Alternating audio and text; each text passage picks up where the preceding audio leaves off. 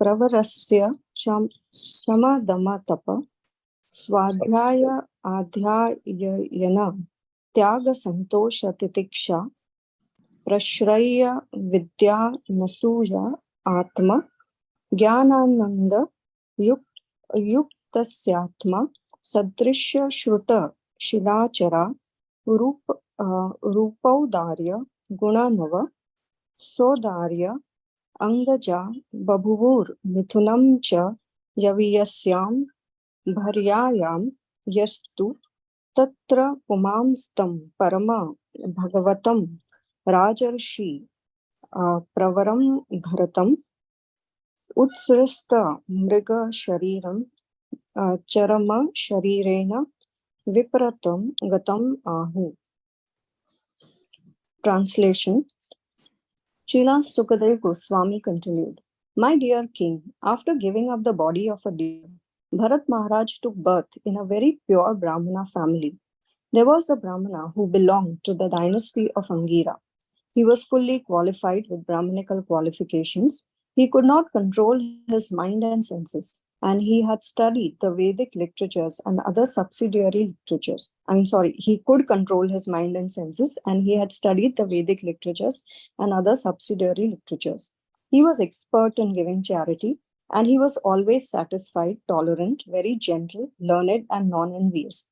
He was self-realized and engaged in the devotional service of the Lord. He remained always in a trance. He had 9 equally qualified sons by his first wife, and by his second wife he begot twins, a brother and a sister, of which the male child was said to be the topmost devotee and foremost of saintly kings, Bharat Maharaj. This then is the story of the birth he took after giving up the body of a deer. Purport. Bharat Maharaj was a great devotee, but he did not attain success in one life. In Bhagavad Gita, it is said that a devotee who does not fulfill his devotional duties in one life is given the chance to be born in a fully qualified Brahmana family or a rich Kshatriya or Vaishya family. Suchinam Srimatam Gehe, 6.41 Bhagavad Gita. Bharat Maharaj was the firstborn son of Maharaj Rishabh in a rich Kshatriya family, but due to his willful negligence of his spiritual duties and his excessive attachment to an insignificant deer, he was obliged to take birth as the son of a deer. However, due to his strong position as a devotee, he was gifted with the remembrance of his past life. Being repentant, he remained in a solitary forest and always thought of Krishna. Then he was given the chance to take birth in a very good Brahmana family. Hare Krishna. So in this verse, in this chapter, now a new thing begins, the next life of Maharaj Bharat, who has already now given up his body as a deer. So he appears to be born in a good Brahmana family. So as Krishna promises in the Bhagavad Gita, Suchinam Srimatam Gehe. So those people who are unable to complete the devotional service in one life, they are given a favorable birth, that is in a pious Brahmana family or in a rich family, whereby they don't they are able to continue the devotional service without having to undergo much of material tribulations. That is the reason they are given birth in such families, and so that the family also is able to give good sanskaras. So that is why. But there is one catch in this, like if we also think that we also do devotional service up to a certain extent, and now we know that Krishna is already promising that he will give us birth in such advanced families or good families whereby we can continue the devotional service. So it's okay, fine, I will do only so much and then continue in the next life. So this is a real risk that we are taking, because as we can see, because Bharat Maharaj was at such an advanced level of the bhava stage, he was able to retain that consciousness. He was able to revive the memory or to of his past life of devotional service, and that is why he took to it. But that will not be the case with us. We are not going to remember all that because we are not advanced to that extent, and we may very well fall prey to the association of other materialistic people, or as you know, when people are very rich, then instead of considering that I should not be working for money and I should rather concentrate on devotional service. As they say, money begets money. So people become more greedy and tend to indulge in accumulating more and more.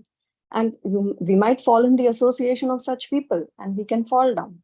So, as Srila Prabhupada also said, that one who postpones, devotional service to the next life, he doesn't seem to have understood Bhagavad Gita at all. So whatever it is, we need to do it right now. We cannot postpone it. We cannot take this lesson from Bharat Maharaj, fine, like how he remembered, we will also remember in this.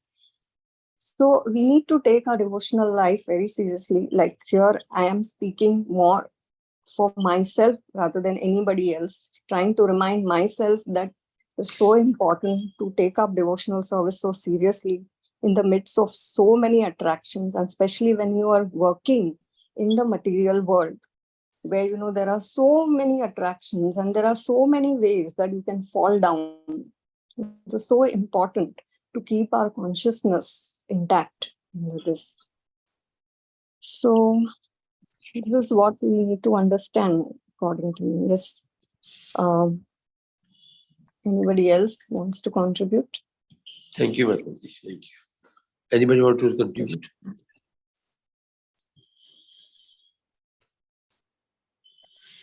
No, Prabhuji, we can continue. Mataji beautifully explained. Text 3. Adi, like to read? Okay, Ji, I can read much, Prabhuji. Thank you, Ji. Hare Krishna.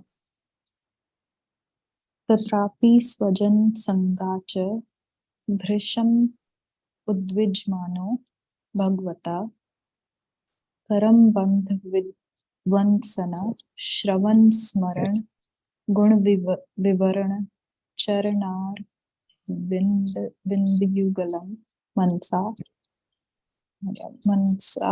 vidadad atmana pratidhatam shankmano bhagavad anugrahena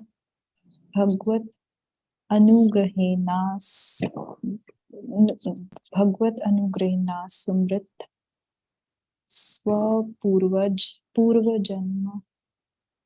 janma valer atmanam unmat jadant badhir swarupen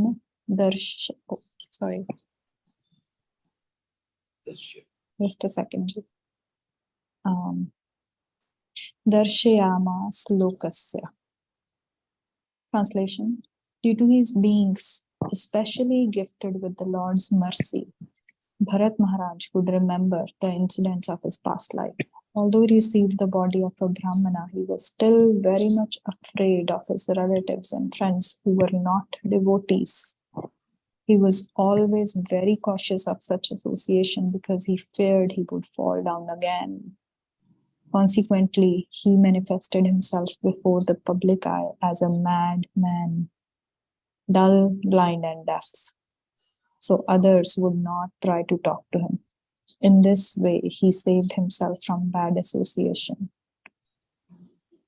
While he was always thinking of the lotus feet of the Lord and chanting the Lord's glories, which saved one from the bondage of fructive action. In this way, he saved himself from the onslaught of non-devotee association. Purport.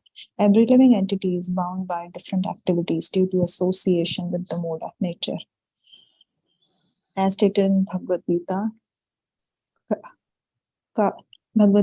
Karna Nam Guna Sango Syat Sad Asad Yoni Janmasu. This is due to the association with that material nature, that thus he meets with good and evil among various species. 13.22 Bhagavad Gita. We get different types of bodies amongst 84 lakh species according to our karma.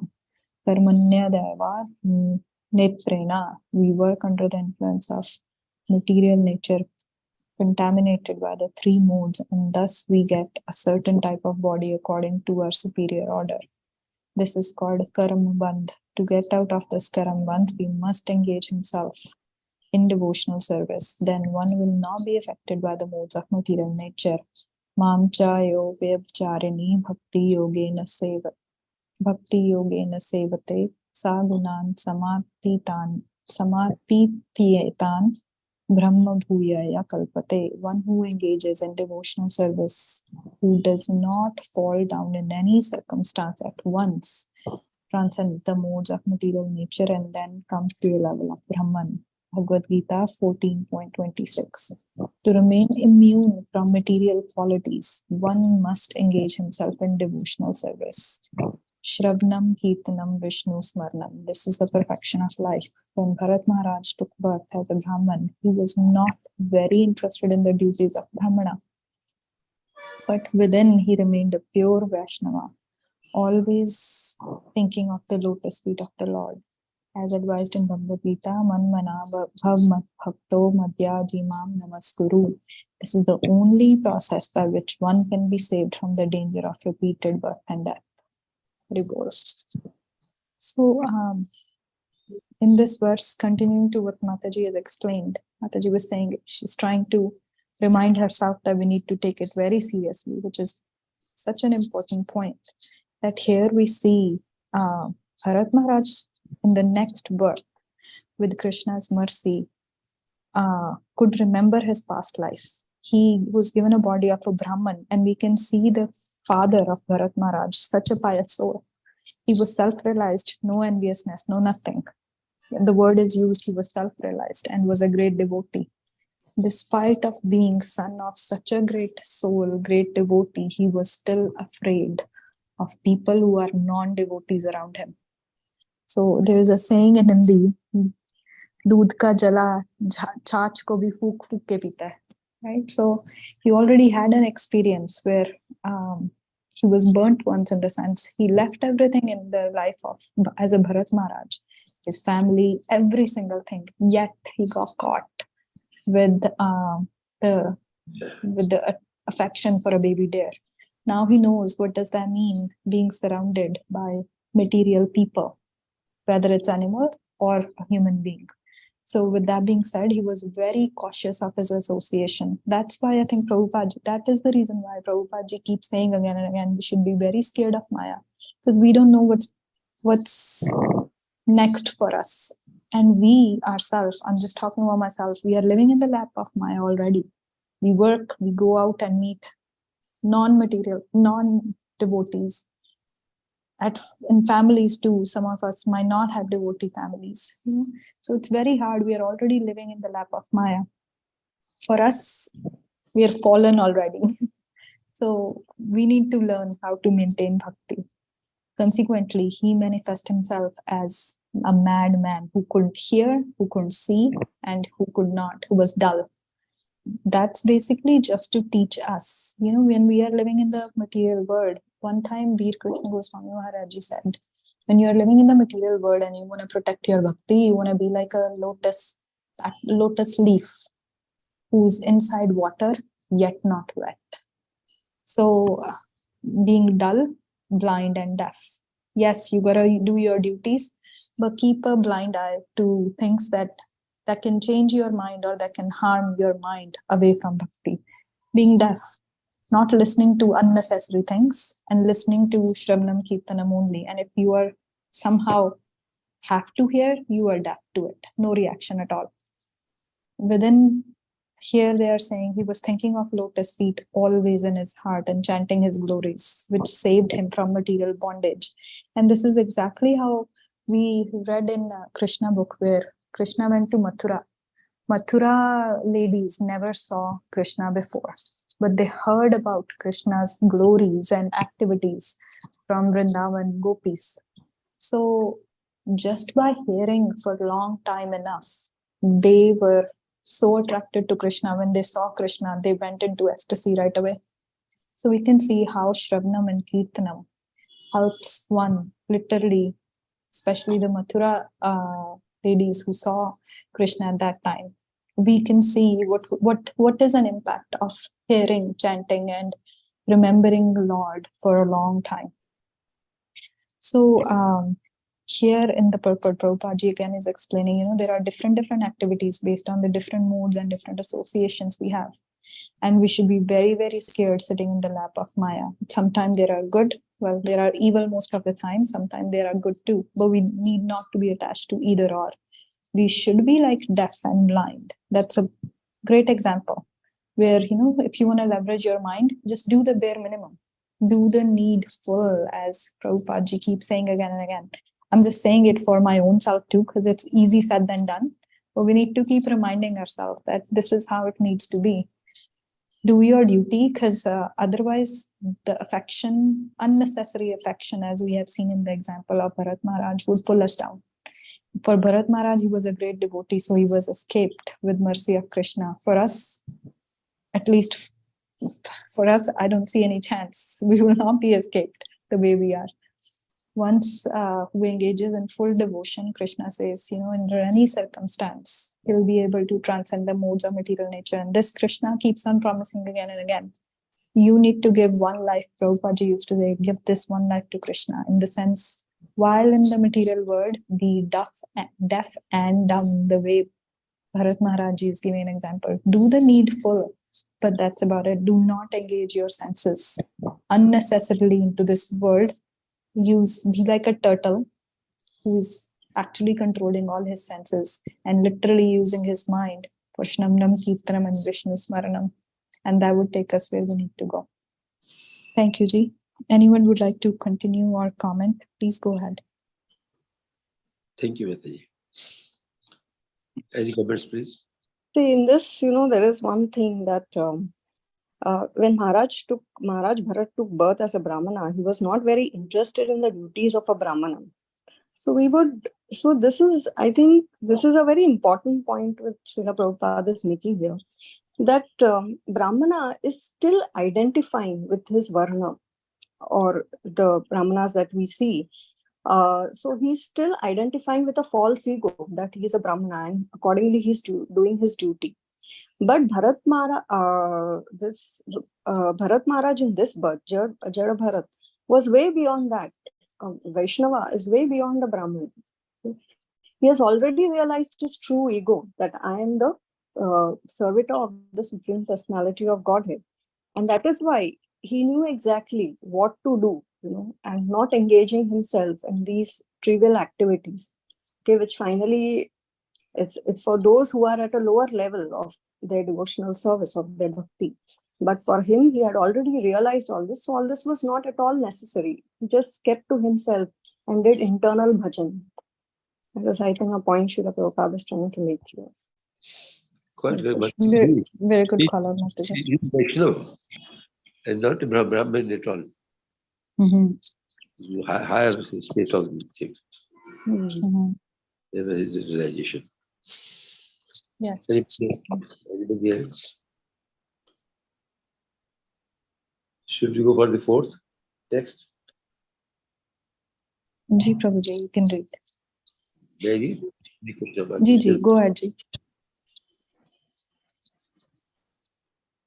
Tasyapiha va atmashe praha putraha sanaha buddhi mana asma amritavani samsankaram yatha podisham vidhat dhani yu upanitashya chaya punaha sauchit suttam badhan satyam karma niyaman anmritam api samas kishyo ad anusistede hi bhayam pituhu putrati.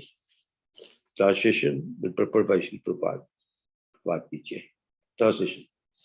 The Brahmin's father mind was always filled with affection for his son, Jada Bharat, the Bharat Maharaj.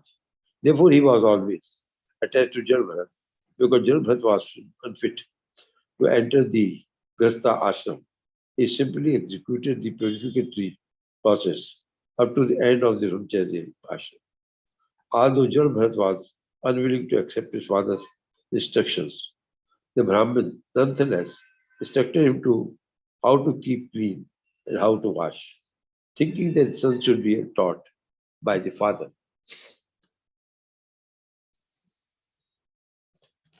Purport.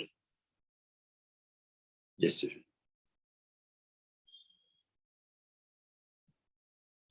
Jan Bharat was Bharat Maharaj in the body of Brahmin, and he outwardly conducted himself as if he were dull, deaf, dumb, and blind. Actually, he was quite alert with it. He knew perfectly well of the results of curative activities and results of devotional service. In the body of a Brahmin, Maharaj Bharat was completely absorbed in devotional service. Within, therefore, it was not at all necessary for him to execute the regulatory principles of curative activity. As confirmed with Srimad Bhagavatam, Sanyavastasya Dharmash Samasiddhi Hari Tosam, Bhagavatam 1.2.30. One has to satisfy Hari, the Supreme Personality of Godhead. That is the perfection of the regulative principles of curative activity. Besides that, it is stated in Srimad Bhagavatam, Dharma Sarvasthyo Pumsam Vishkene Kathasu Ye Tatopadhyay Yat Yadi Ritam Sarma Ev Se Kevalam. Duties and dharma executed by men, regardless of occupation, are only so much useless labor if they do not provoke attraction or the message of the Supreme Lord Bhagavad Gita. These karma activities are required as long as one has not developed Krishna consciousness. If one is developed Krishna consciousness, there is no need to execute the prior regulatory principles of karma kant. Shri Madhvendra Puri said, "O regulatory principles of karma kant, please excuse me. I cannot follow all these regulatory principles as I am fully engaged in devotional service."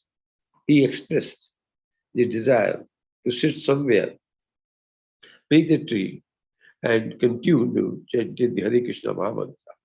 Consequently, he did not execute all the regulatory principles. Similarly, Haridas Thakur was born in Mohammedan family. From the very beginning of his life, he was never trained in the Karmakant system. But because he was always chanting the holy name of Lord, the Chaitanya Mahaprabhu accepted him as Namacharya. They thought in chanting the holy name. As Jal Bharat, Bharat Maharaj was always engaged in devotional service within his mind. Since he had executed the regulatory principles continuously for 3 lives, he was not interested in continuing to execute them all the Brahmin father wanted to do. So it's very interesting. Bharat Maharaj was seen in past life what had happened. And he knew that with the slightest of mistake can put him to difficulty again. So he was posing himself as a dumb person. That I can say, present day language, he was showing as a being he was no retarded persons. That he was thinking anything, neither cleaning himself and all that. The father has an actual love for the child, and he feels even this child is not in perfect condition, he should be doing the normal thing so that he is accepted by the society properly. No, he was thinking in the material way. But Bharat Maharaj on the other side wanted to see the spiritual way, that he wanted to keep away himself from all these rituals, etc. So ritually we are doing this, as you know. We are told to do all this early morning, get up, wash your face, and then blah, blah. But these are the rituals. If you get into devotional state of life and a spiritual state of life, these become rituals, and those are not very necessary. Very necessary that you remain absorbed totally in the God, Krishna. and remain attached to him in his memory. Here, two things have been quoted. One by the Puri Maharaj. Puri Maharaj says, you will allow me. Very interesting, he said, Maharaj Puri said, O regulatory principles of Karma Kand, please excuse me. I cannot follow all these regulatory principles, or I am fully engaged in devotional service. I think this is a great message we are getting in this text. That if you are absorbed in the God service, all regulatory principles are not necessary. It doesn't mean that you not clean yourself and take wash, etc. But those are subsidiary. It's not not over the devotional service. Because other day, Prabhu, you are also mentioning that when a devotee came in the morning, he was fasting, and he offered prasadam to or Jagannath Prasad to him. And this person ate it immediately. So he made the observation. Are you taking this prasada without washing even? He said, this is Mahaprasad. So no washing is necessary. So that should be the state of the mind. And we should have the state of mind of Haridas Thakur. Once he accepted the God's service, he will be chanting all God's names. He was not interested in the Karamkand and other things. And he rose to the, elevated to the position of Namacharya. That's why Chaitanya Mahaprabhu. So that is the, I should say that is the achievement one person who is totally devoted in service can achieve.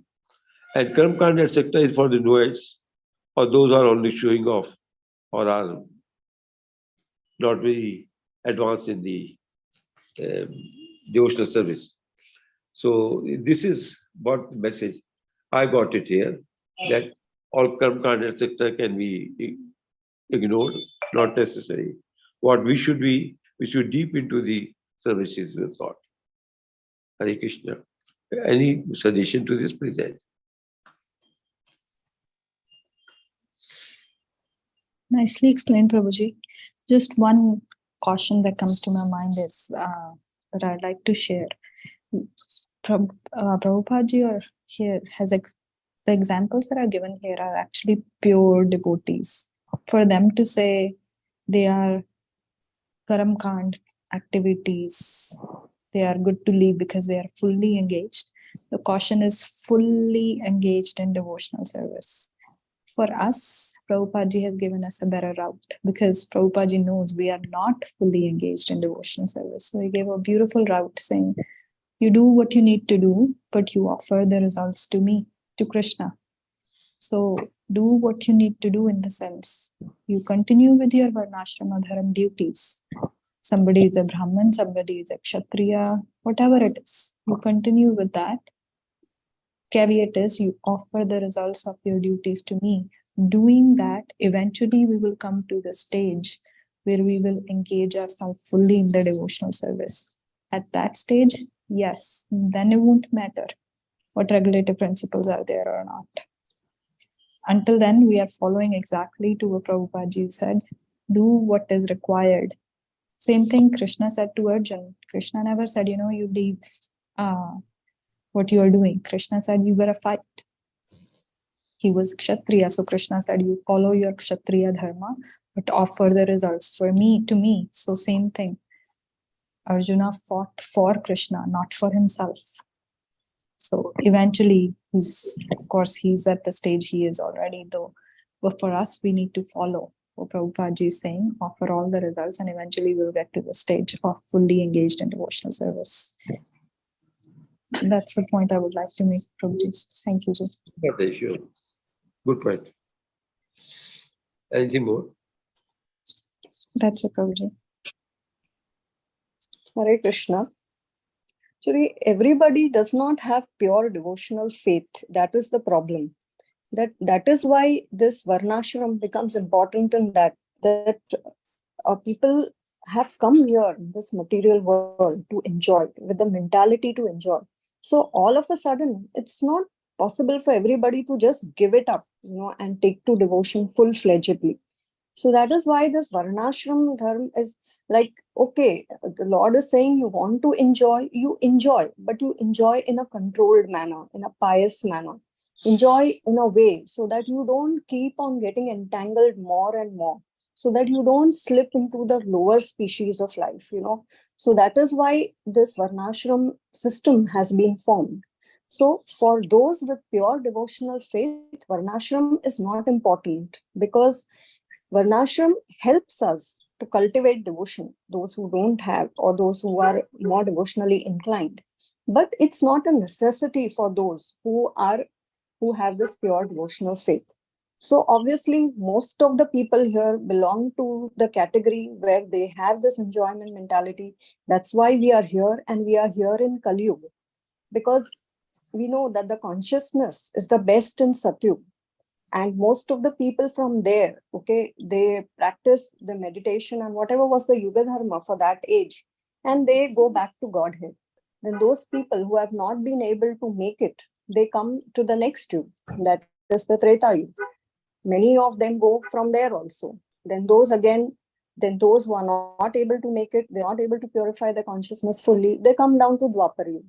And finally, the kachara, as we can say, comes in Kali Yuga.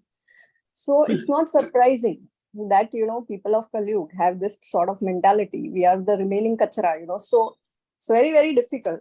And that is why things have been made a little easier, because it's almost impossible for us to do what people of the other yugas did. So that is why just chanting the holy name, okay, serving Vaishnavas, these are very simple things which can be done. But that also we find it so difficult to do those things, and in a consistent manner. Sometimes we feel like doing, sometimes we don't feel like doing, sometimes we have the right consciousness while doing, sometimes we don't have it. So all these obstacles are still there. But we still need to understand the whole thing, and we have to be so grateful to Srila Prabhupada, because of whose shelter, we are able to progress or do little bit, what otherwise would have been impossible for us.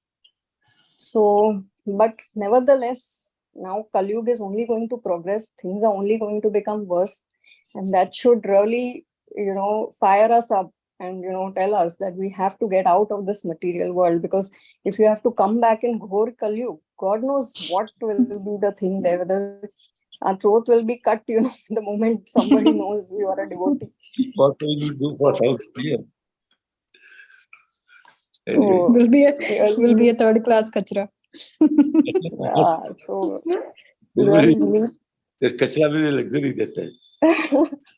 Anyway, I think both of them have explained very well. Both of them made good points. And that's what is going to happen. But in this particular context, it was the same thing. Now, Bharat Maharaj was an elevated soul. He had seen all these things, all kachra and shakta. So he knew that what his father is trying to do is only a karma kand.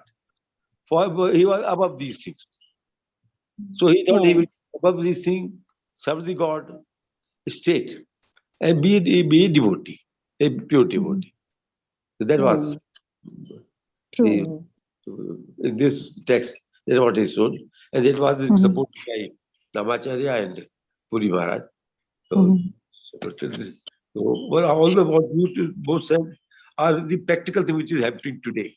And we have to follow this. Prabhupada has given that way out, thanks to him. But our thing is that we have to face this Ghor, Kali Yuga, whatever it is. But that is what is writing that we should safeguard ourselves.